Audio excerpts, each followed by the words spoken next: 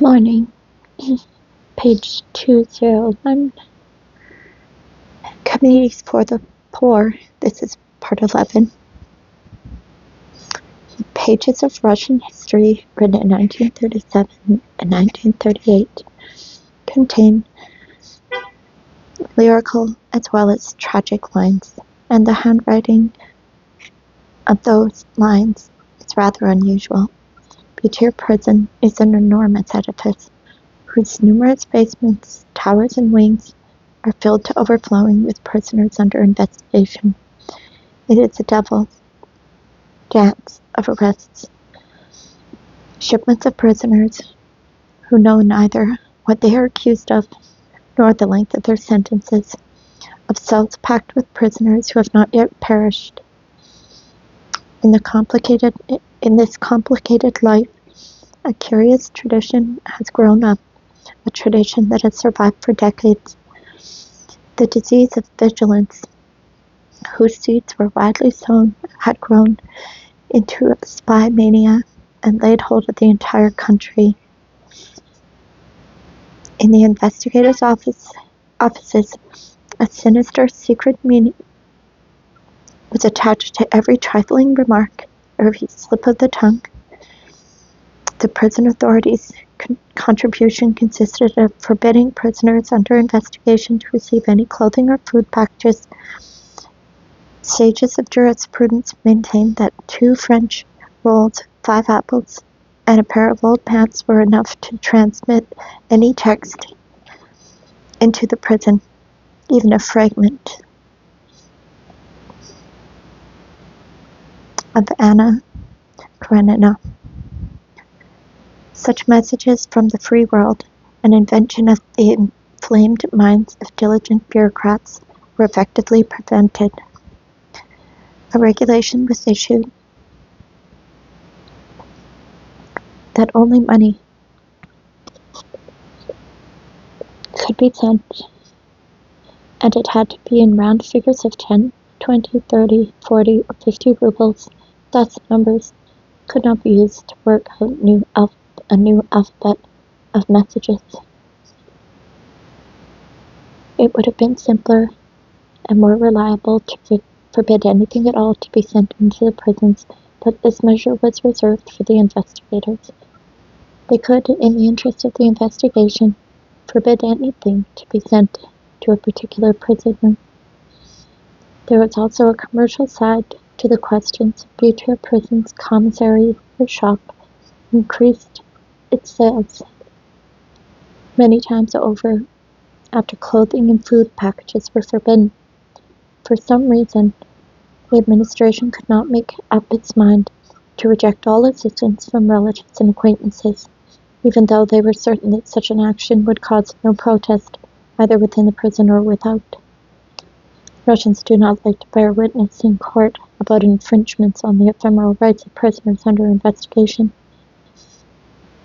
The witness in a Russian trial is, by tradition, only barely distinguishable from the defendant, and his involvement in the matter may serve as a black mark against him in the future. The situation of prisoners under investigation is still worse. They will all eventually serve sentences, for Caesar's wife is perfect, and the Ministry of Internal Affairs does not make mistakes. No one is arrested without due cause, and sentencing is an inevitable sequel to arrest. When the prisoner under investigation receives a heavy or a light sentence, whether the prisoner receives a heavy or light sentence depends partly on luck and partly on a tangled web of factors which include the bedbugs that tormented the investigator on the night before the trial and the voting in the American Congress.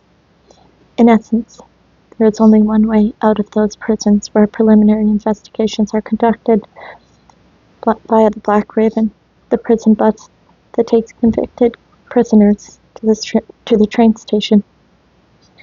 At the station, prisoners are loaded into freight cars.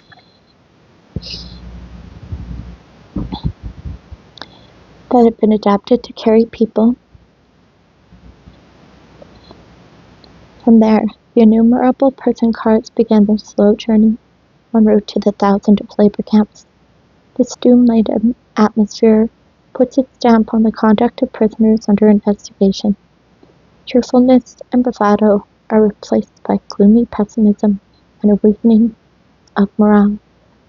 At the interrogations, the prisoner struggles with a ghost possessing the strength of a giant. The prisoner is accustomed to dealing with reality, but now he must battle with a shadow.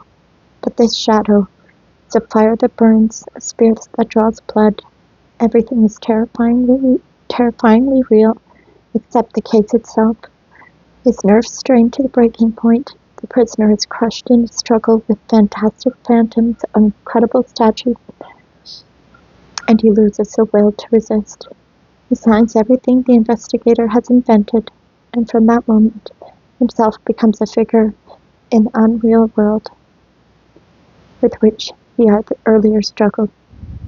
He is transformed into a pawn of the terrible, dark, bloody game played out in the investigators' offices. Where did they take him?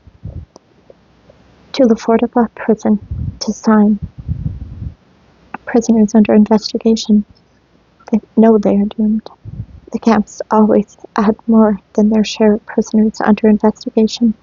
Sentencing in no way exempt the prisoner from all the other articles of the criminal code. They remained in effect, just as they had outside the prison walls, except that here all the accusations and punishments and interrogations were still more brazen, still more fantastic in their crudeness. When clothing and food packages were forbidden in the capital, the outlying districts, the camps, introduced a special ration for prisoners under investigation: a mug of water and 300 grams of bread, 2/3 of a pound. These were the punishment cell conditions, and they quickly edged the prisoner under investigation closer to their graves.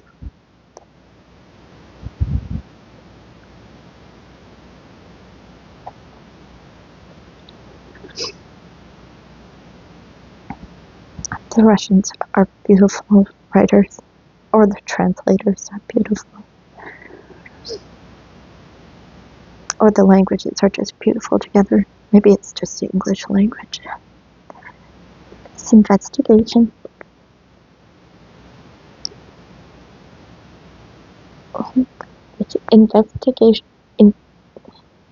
investigatory Russian was used to obtain the best evidence of all: the accused's personal confession. In 1957, Beecher prison permitted prisoners to receive up to 50 old-style rubles, about $5 a month. Anyone with money credited to his account could use it to buy food at the prison shop. Shop days were held once a week, and up to 30 rubles could be spent on each occasion.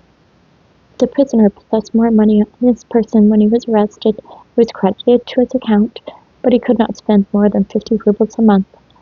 Of course, receipts were issued instead of cash, and the amount remaining was noted by the shop assistants on the back of the receipts in red ink. Contact with prison authorities and comradely discipline had been maintained from time immemorial by a system of cell leaders elected by the prisoners themselves. Before each shop day, the prison administration would issue the cell leader a slate tablet and a piece of chalk. The cell leader used the tablet to list all purchases which the inmates of the cell wished to make. Usually, the front of the tablet listed all the separate items and the quantities desired by each individual. Total quantities ordered were indicated on the reverse side. This activity took a whole day, since prison life is filled to overflowing with all sorts of events, and in the eyes of the prisoners, the scale by which these events are evaluated is one of high seriousness. On the following morning, The cell leader would take 1 or 2 inmates with them to go to the commissary to collect the purchases. The remainder of the day would pass in sorting out different food items, weighing and dividing them according to individual orders. The prison store boasted a large section of food: butter, sausages, cheeses, white rolls, cigarettes, cheap tobacco. Once established, the prison rations never changed.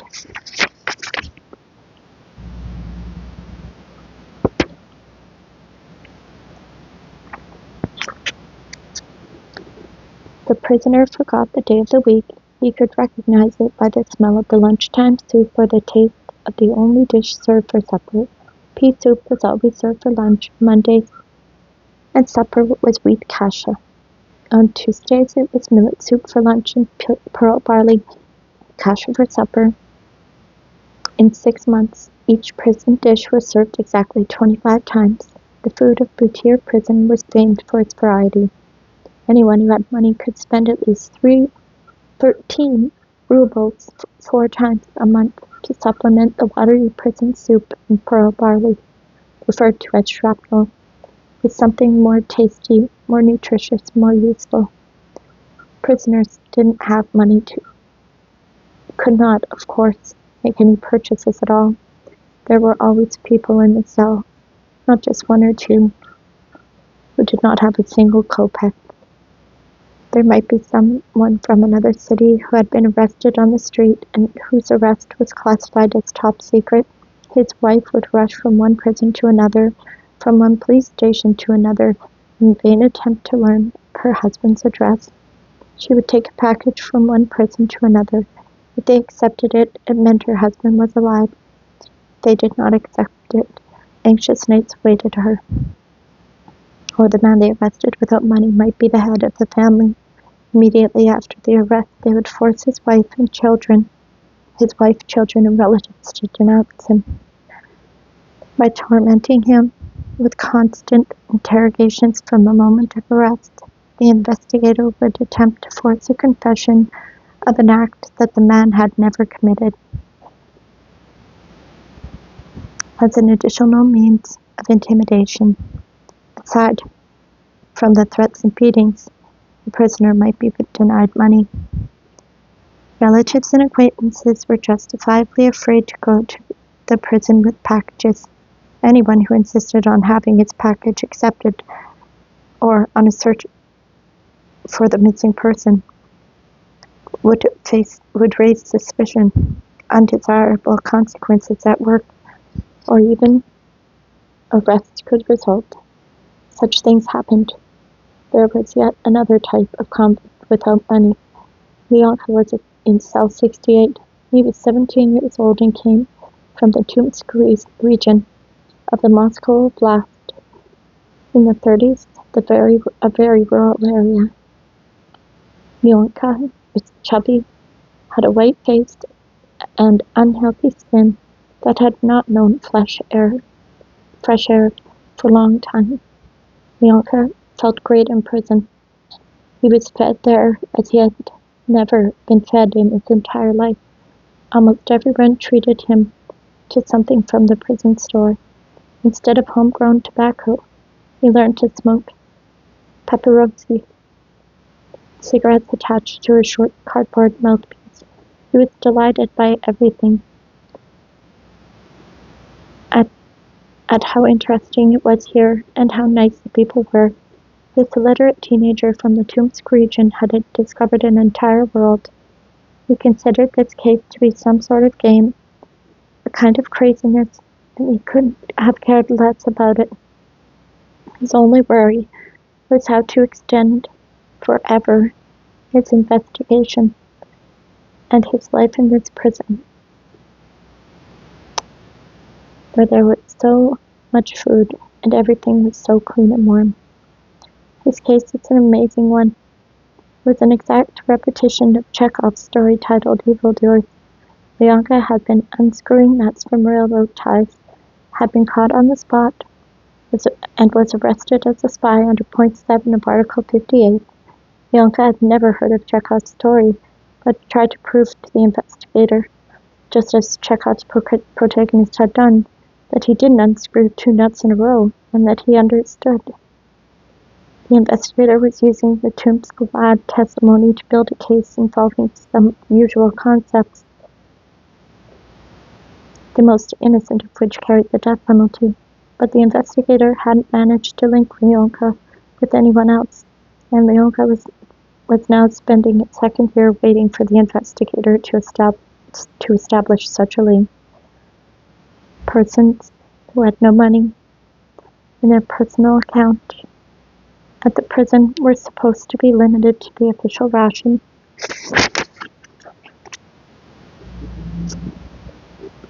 Without any supplementary nourishment, prison rations are far from stimulating. Even a small amount of variety in the food brightens the prisoner's life and somehow raises his spirits. In all probability, the proteins, fats, and carbohydrates of a prison ration, as opposed to a ration in camp, were arrived at on the basis of certain theoretical calculations and experimental data. These calculations were probably derived from some scientific studies. Scientists like to be involved in that sort of work. It is just as probable that the Moscow investigatory prison, the quality of food preparation guarantees the living consumer a sufficient number of calories. It is quite likely that the official sampling of the food by a doctor is not a complete mockery of formality as it is in the camps.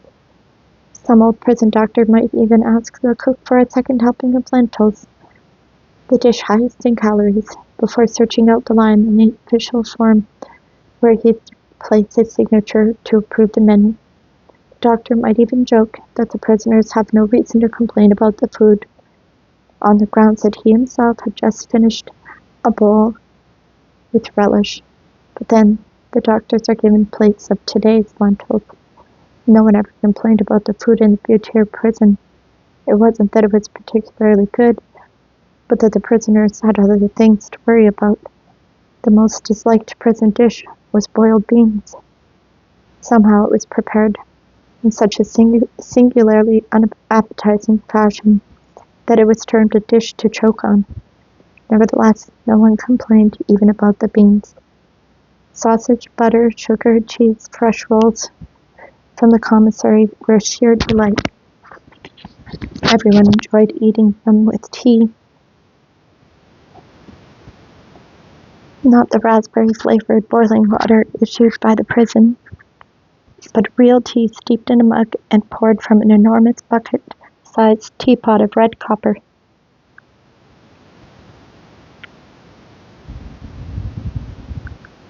A teapot left over from Tsar's days, a teapot from which Russian revolutionaries of the 19th century must have drunk. Naturally, shop day was a joyous event in the life of a cell.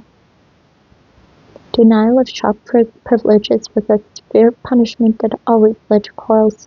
Prisoners feel such deprivations very keenly. Any accidental noise heard by the guard in the corridor, or disagreement with the commander on duty, was looked on as an act of insubordination, the punishment for which was the denial of shop privileges. The dreams of 80 persons quartered in 20 different places went up in smoke. It was a severe punishment. One might think that those prisoners who had no money would be indifferent to the withdrawal of shop privileges, but that was not the case. Once the food was brought in, evening tea would commence. Everyone bought whatever it was he wanted.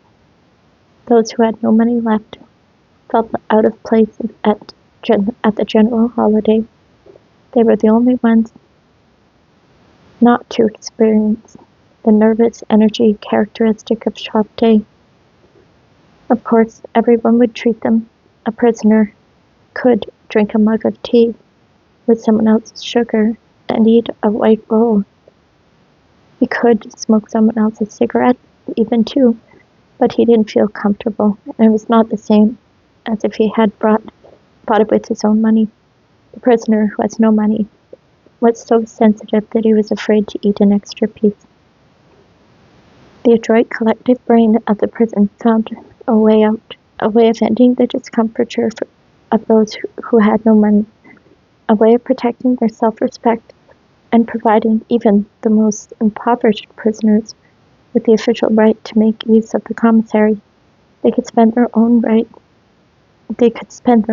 money independently and buy whatever they chose. Where did this money come from? A famous phrase from the days of military communism for the first years of the revolution,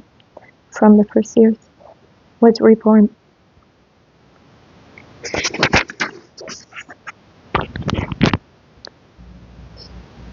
Committees for the poor. Some unknown person mentioned it in one of the prison cells, and the phrase caught on in an uncanny fashion and migrated from cell to cell, by tapping on the walls, by notes hidden under a bench in the bathhouse, and easiest of all, by transfers from one prison to another. Butere Prison is famed for its smooth functioning. The 12,000 convicts in this enormous prison are in constant round-the-clock movement. Every day, regularly scheduled buses take prisoners to Lubyanka Prison, bring prisoners from Lubyanka Prison for interrogation, for meeting with witnesses, for trial.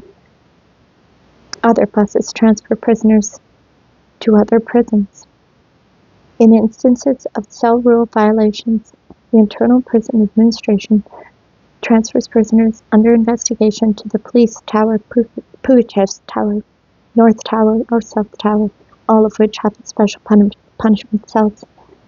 There is even a wing with cells so small that one cannot lie down, but must sleep sitting up. 1/5 of the population of the cells is moved every day, either to photography, where full profile and full face pictures are taken and a number is attached to a curtain, next to which the prisoner sits, or to piano lessons, that is, fingerprinting, a process, for some reason, which was never considered offensive, or they might be taken along the endless corridors of the gigantic prison to the interrogation wing. As they walk down the corridor, the guard taps the key against his own brass belt buckle to warn of the approach of a secret prisoner, and until the guard hears hands clap in response, he will not let the prisoner proceed. At the Lubyanka prison, the snapping of fingers is used instead of the jingling of keys. As in Butere, the response is a hand clap. Movement is perpetual, and the entrance gates never close for long. Nevertheless, there has never been an instance when co-defendants ended up in the same cell.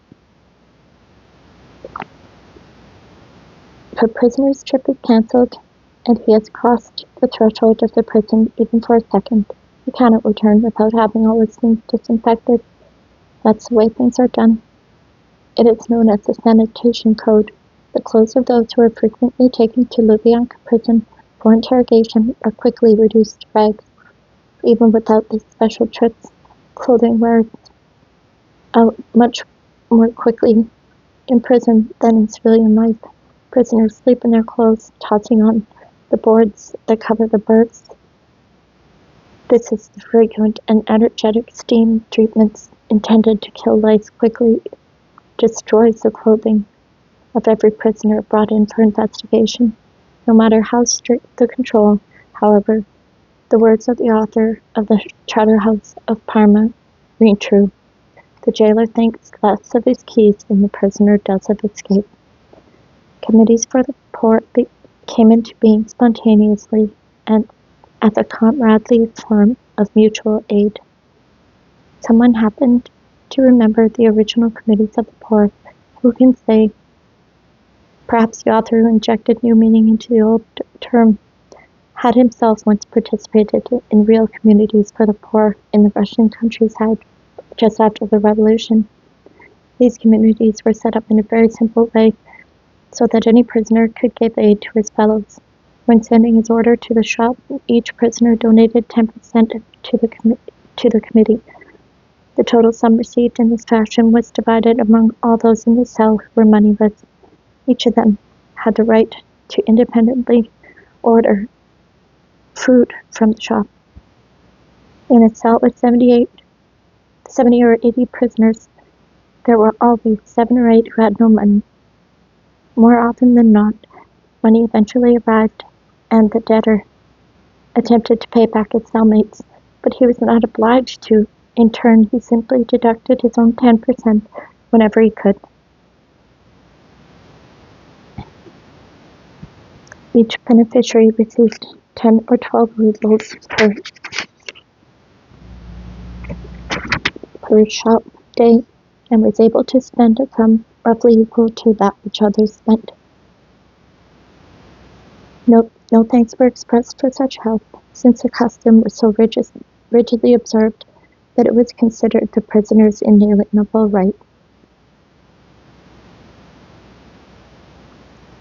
Well, I think I have to stop there. It's a beautiful place to stop. Thanks for listening.